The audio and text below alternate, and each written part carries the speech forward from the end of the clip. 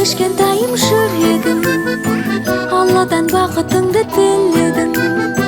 Сен шын бақсың, ең қымбатсың, сен деп өмір сүремін. Сәлем, менің Босақ әкемен анасым. Мен сіздердің махаббатыңыздан зарауған кішкентай бақытпын. Бірақ та кішкентай болсам да, үлкен қуаныш сыйлайтыныма сенімдімін.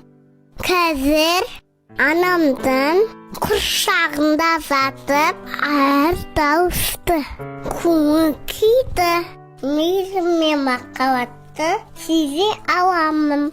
Әкем нағыз ер азамат болса да, жүрегінің өте жұмсақ екенін біліп қойдым.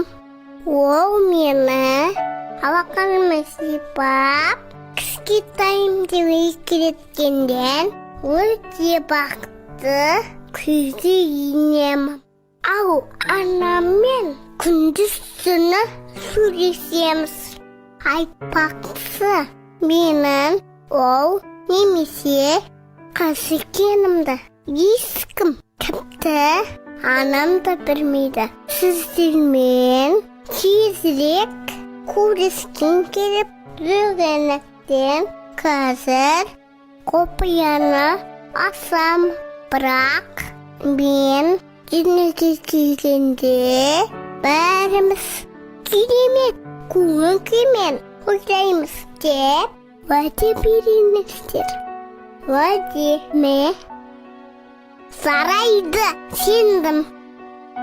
Сәлеммен Босақ.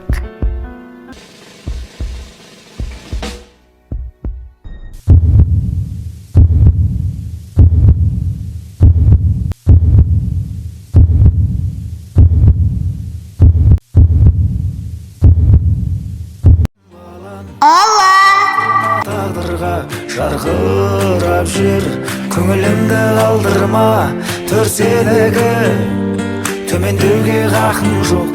Ел тұрғанда артыңда, мен тұрғанда алдыңда.